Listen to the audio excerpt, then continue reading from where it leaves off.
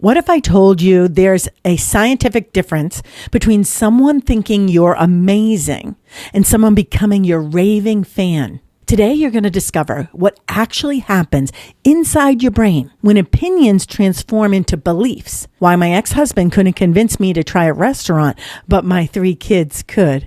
And how your brain literally can't tell the difference between social validation and cold, hard cash. Plus, I've got 2 games that will help you practice this superpower in real time. And we're driving into what Woody from Toy Story, Dumbo, and even Professor Dumbledore can teach us about creating raving fans. Whether you sell plastics or teach online courses, by the end of this episode, you'll know exactly how to turn "that was great" into "you have got to meet this person."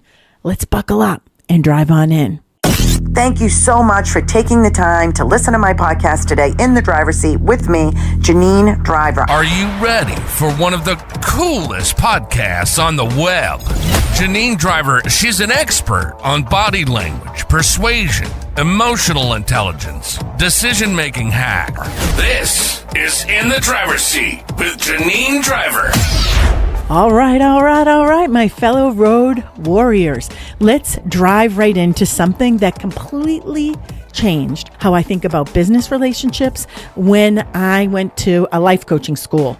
They dropped this unbelievable truth bomb on me, that there's a massive difference between an opinion and a belief. Here's what blew my mind.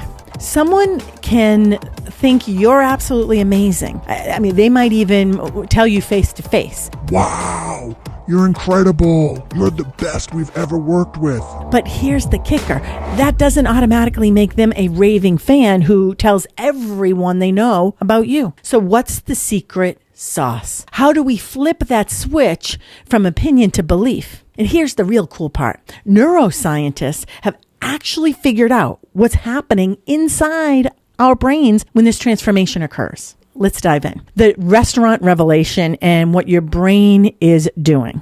Let me tell you about this tiny little Mexican restaurant that opened up a mile from my house up the street here in Alexandria, Virginia. It's in one of those shopping plazas, you drive by that you can't even believe they're still alive, right? Where they sell like rugs and like there's a psychic there with a neon light always on. You know the type. There's restaurants in this one spot that have opened and closed for years. Nothing ever sticks. My ex-husband comes home one day. I just came back from a trip. He came by to say hi, and he said, "Hey, Janine, let's go for dinner with the kids. It's great food. You're going to love it. It's a new Mexican restaurant up the street." I'm like, "Yeah, not happening." Then something magical happened. And I mean literally magical from a brain science perspective, and we'll get into that in a second. All 3 of my kids heard their dad, and they all came running over saying, Mom, it's delicious. It's amazing. You're going to love it. The vibe is so cool.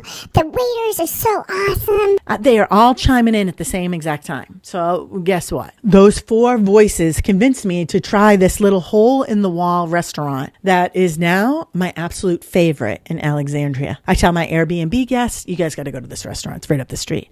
Now, here is the fascinating part. Neuroscientists at Stanford have scanned people's brains during moments exactly like this. When I heard just my ex-husband's opinion, my brain was processing it in what's called working memory system. Basically, it's like a post-it note section of my brain. But when my 3 sons chimed in and all 4 of them are agreeing, my brain's reward center, the same area that lights up when you eat chocolate or win money, it's going crazy. Inside your brain, the opinion to belief transformation. That's what's happening here. All right, picture this. Your brain has 2 completely different filing systems. Opinions live in a temporary folder. That's your prefrontal cortex doing its, "Hey, let me think about this stance." But beliefs, they get moved to the permanent archive in your brain's somatic memory networks. This is like the difference between a post-it note and a file on your permanent record. UCLA neuroscientist Dr. Matthew Lieberman, he discovered something mind-blowing. When we receive social validation from multiple sources, our brain literally cannot tell the difference between that or receiving food or money. The same reward circuits are firing, and your brain treats this social consensus like survival information. It's a big deal, man. The brain chemistry detective. Let's think like that. So let's pause for a quick game. Think of the last time you changed your mind about something important. Maybe it was a product, a service, or even a person. Now, here's your challenge. Can you identify the moment your brain and your opinion shifted from, I think this might be a good idea, to, I absolutely believe in this. I need to act. If you're driving right now, just think about it. If you're at your desk, jot down what's popping in your head. Is there an example, a moment where multiple people and sources of information confirm the same thing, kept popping up for you? This is how I got the client to the Hard Rock Hotel and Casinos. The guy that was trying to decide who he was going to book as a speaker or not, I was one of many speakers they were considering. They probably had like 12 of us, 12 speakers. I was doing everything I could, pulling out the stops to try to get them to say yes to booking me as their keynote speaker. This one guy, the head honcho, the boss of the boss, he happens to be traveling on a trip. He's turning the channel in his hotel room. It's like 2 a.m. and there's a rerun of a show called The Big Idea with Donnie Deutsch. And who's the guest on the show? Wha-bam, Janine Driver. And he's like, oh, it's a sign. We're considering her. Her name is in our list of people we're thinking about bringing in. And I check in. I'm not turning on the TV till 2 o'clock in the morning and Janine Driver's there. This is a sign. Not only is he hearing from people on his team, let's book with Janine. Janine's really cool. I saw her. She got a standing ovation. Not only is he hearing from people on his team, now he has even more social proof with me being on this TV show and the energy of the universe, or what I would say, a God wink. As you might imagine, I ended up being selected as their keynote speaker that year. This was years ago.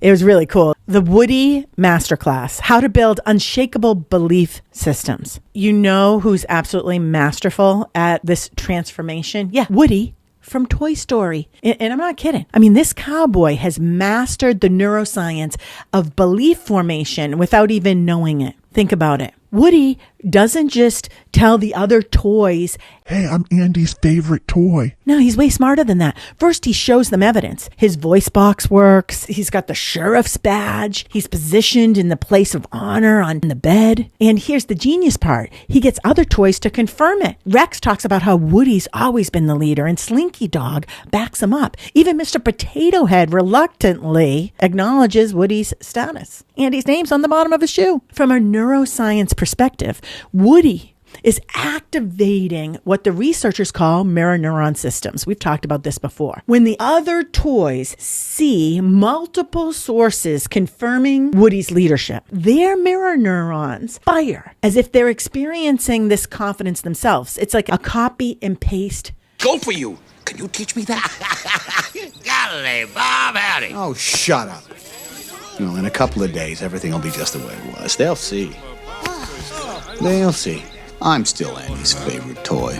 By the time Buzz arrives, Woody's not sharing an opinion about Andy's favorite. He's defending a deeply held belief that the entire toy community has bought into. Their brains have moved this information from the opinion folder to the permanent belief activation folder. I know a leadership consultant who uses Woody's exact technique. After every keynote, she doesn't just collect feedback forms. She takes photos with enthusiastic participants, gets quotes from 3 to 5 people in the audience, and then here's the key. When she meets with potential clients, she doesn't just say, quote unquote, people like my talks or they love my presentations. She pulls out her phone and says, let me show you what just happened last week. She shows a photo of people surrounding herself, hugging people after her talk, then reads a couple different texts she got that day from attendees. The CEO said It was transformational. the HR director who called it, Exactly what our team needed. and the department head who said, quote, This changed how I think about leadership. You're amazing. what is she doing? She's creating the same natural cascade that Woody created, multiple independent sources, confirming the same information, moving her from maybe she's good to We absolutely need to book her in the prospect's brain. now let's talk about the Dumbo effect. We're going way old school here with Dumbo. Yeah, Dumbo. That one with the ears. Because this little elephant is a masterclass in opinion to belief transformation. Timothy Mouse doesn't tell Dumbo he can fly.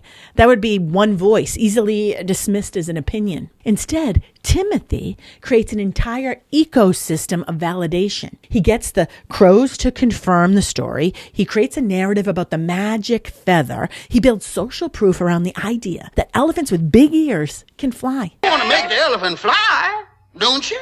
Well, you got to use a lot of psychology, psychology. Now, here's what you do. First, you, and then right after that, you, well, have used the magic feather. Catch on? The magic feather? Yeah, I got you. Dumbo! Look! Have I got it? The magic feather! Now you can fly! Each confirmation strengthens the neural pathways until Dumbo's brain moves this from maybe I can fly to boom, absolutely I can fly. And here's the beautiful part. The magic feather was never magic. The real magic was in the multiple sources of validation that trained Dumbo's brain to believe in his own abilities. Look! Hot diggity! You're flying!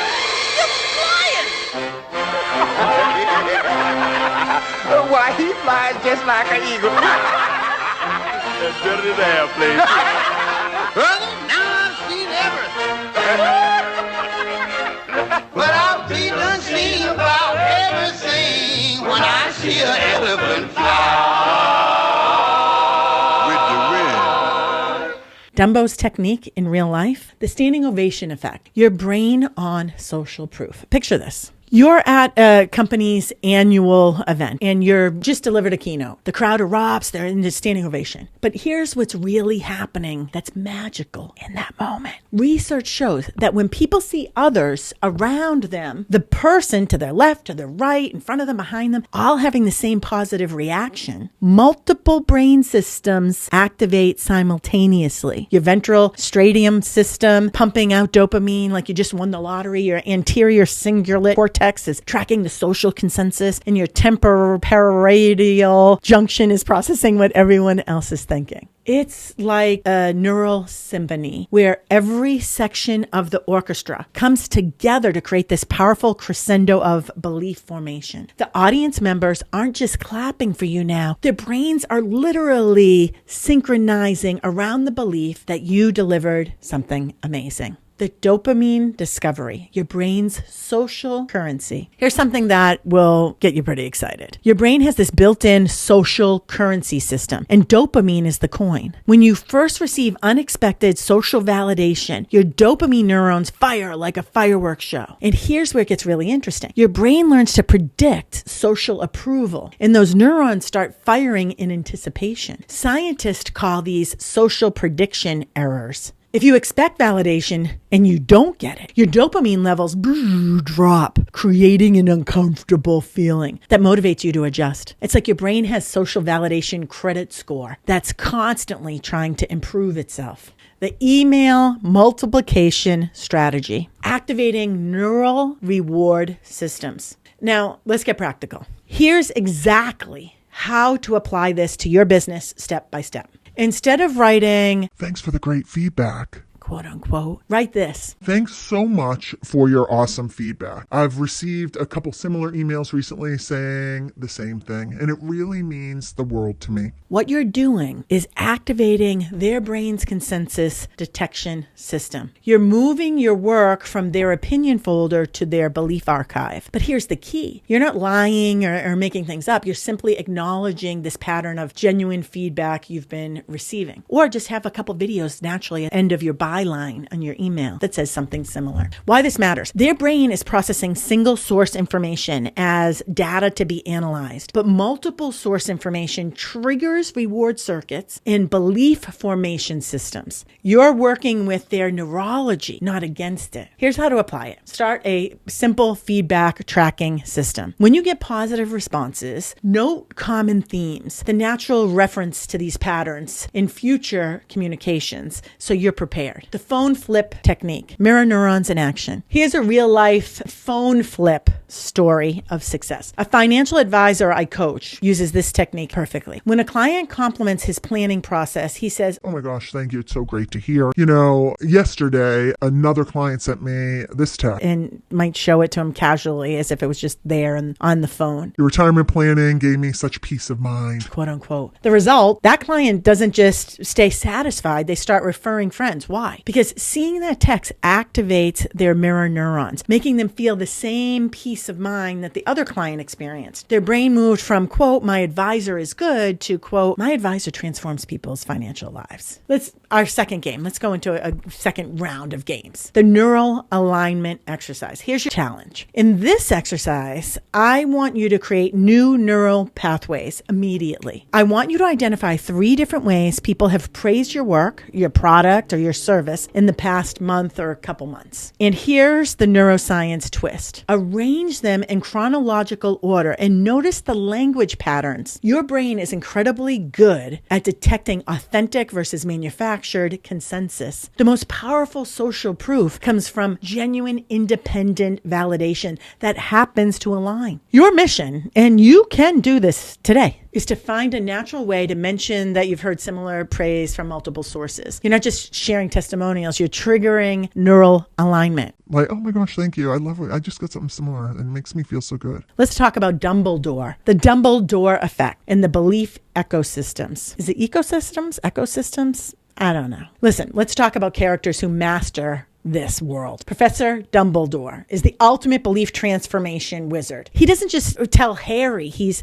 special. He creates what researchers call belief ecosystems. Watch how Dumbledore works. He doesn't say, hey, Harry, you're the chosen one. Instead, he gets Hagrid to tell stories about Harry's parents. He has Professor McGonagall share observations about Harry's character. He arranges for multiple trusted sources to confirm different aspects of Harry's specialness.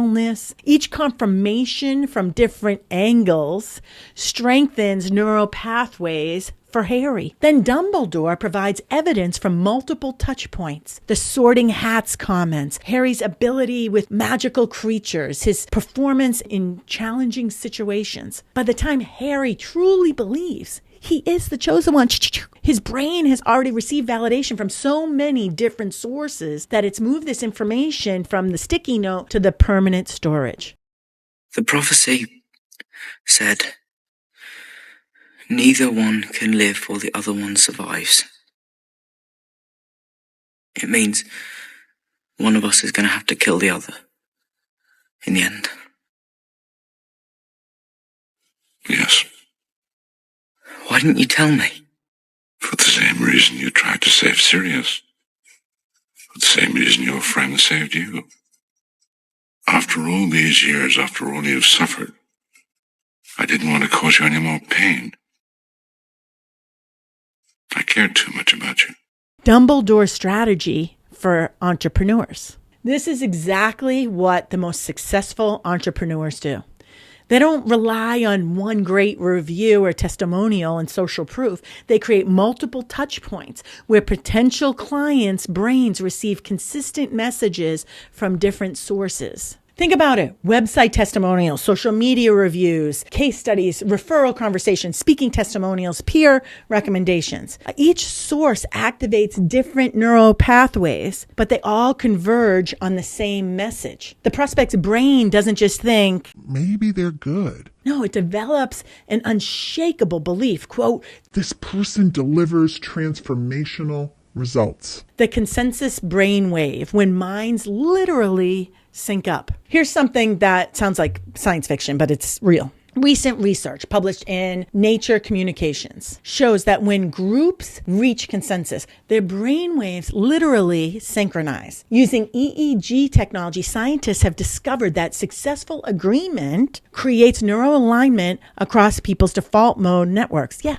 Because of the mirror neurons. Think about it. That standing ovation again. In that moment, hundreds of brains are synchronizing their neural activity. You're not just getting applause. You're creating a collective brain state where everyone's neural patterns align around the belief that you delivered something amazing. The 3 brain-based amplifiers. Creating raving fans isn't just about social proof. Neuroscience research has identified 3 other techniques that literally can rewire someone's brain. The first one, the exceed and document method. When you go above and beyond your client's brain experiences, what's called a positive prediction error, their dopamine system didn't expect this level of service, so it fires intensely, creating a powerful memory trace. It documents it so they can share this story with other people. A wedding planner I know always includes one surprise element that wasn't in the contract. Maybe custom napkins with the couple's wedding date or a special song request she tracked down or had created. But here's the key. She documents it. I want to surprise you with these custom napkins because I noticed how much you love that detail in the venue photos. Now the couple has specific story to tell about going above and beyond. So write that note with your special gift. Our second of our 3 bonus tips here, the personal investment principle. When people contribute effort or thought to your process, they activate their brain's ownership networks. The regions associated with self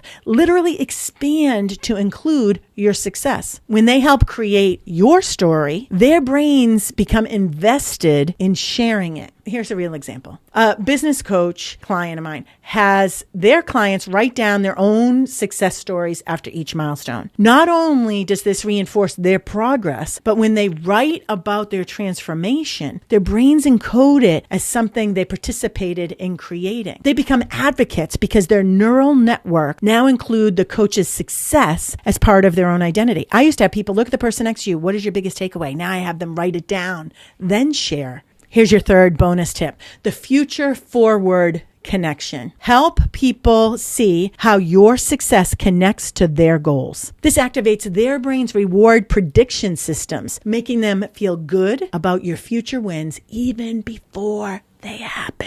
A software consultant, that's one of my clients, tells their prospects, quote, when we optimize your system, you're not just getting better performance today, you're setting up your team to handle triple the workload when you scale next year. This connects his success to their future vision. Sidebar. This is what narcissists do and toxic people do. It's called future faking when narcissists do it. Like, oh, you just started dating someone. Oh, I can't wait to take you to meet my mother and my aunt and my brothers. Oh my gosh. Let's plan our trip because, my whole family's in Costa Rica. Oh my gosh, we're going to fly into Costa Rica.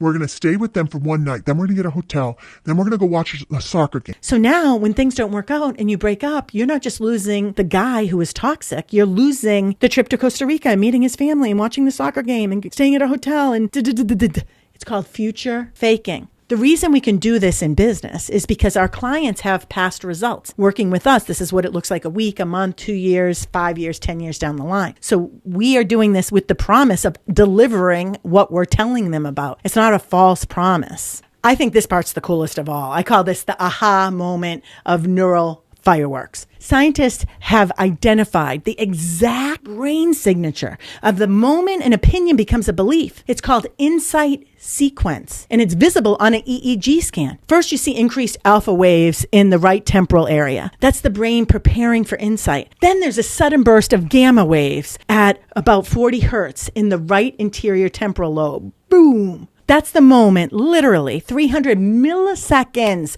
before consciousness awareness. When the transformation happens, it's like neural fireworks going off as the brain is reorganizing information from an opinion to a belief. What's your Mexican restaurant moment? How are you going to practically apply this to your life? As we pull into our final parking spot of today, let's make this crystal clear for your business and your life. The problem? You have satisfied clients, but they're not becoming raving fans who actually refer you and your business and services to others. Here's why this matters. Your brain processes single source validation, one great experience, differently than multiple source validations, hearing the same positive message from multiple people. Single sources create opinions, multiple sources create beliefs, and they become identity. The solution: start collecting and strategically sharing the patterns in your positive feedback. Step 1, this week, save every positive comment, email, text, or verbal feedback you receive. Look for the common themes. What's the language they use? Step 2, next time someone compliments your work, try this phrase. Oh, that's so great to hear. I've been getting similar feedback recently, and it means a lot. Step 3, if appropriate, show them a specific example from another client with permission, of course, and have it on your phone ready to go. Watch their face change as their brain processes multiple validation sources. You can't come across as egotistical. So it's dicey. Step 4, create opportunities for clients to see social proof in action. Maybe a brief case study, a photo of happy clients, or quick story about similar results you've achieved for others. Remember my story. One voice, my ex-husband. And he's one of my best friends. But his voice wasn't enough. But 4 voices, add my 3 sons to the mix, and my ex-husband saying the same thing, that changed everything at the neural level. Now I'm not just a customer, I'm a raving fan who brings in new people, that tells everyone about the restaurant. Every week I send my Airbnb people there. Why? Because my brain has been rewired to see it as an essential part of my identity and our family's identity. My name's Janine Driver. You've been listening to In the Driver's Seat. Thank you so much for watching or listening today. Be sure to share my show. Like it, follow my page. Give us some tips. What do you want to know about next? What are your thoughts on this? How does it work? Let me know how it goes. Because here's the deal. This social validation and this connection to people's identity, you don't just have a satisfied customer. You're going to have a raving fan whose brain is literally wired to advocate for you. Keep driving towards your goals. Keep transforming opinions into beliefs. And remember, the next raving fan might be just one neurosynchronicity away. Synchronicity? I can't say it. All right, keep your eyes on the road. My name's Janine Driver. I hope you reach your destination wherever you're looking to go this week. See you next time. Bye now. Thanks for tuning in to In the Driver's Seat with Janine Driver. Use these insights to make your life easier and relationships stronger. Remember, you matter and belong, and you're not alone on this journey. Until next time, keep driving forward. Bye now.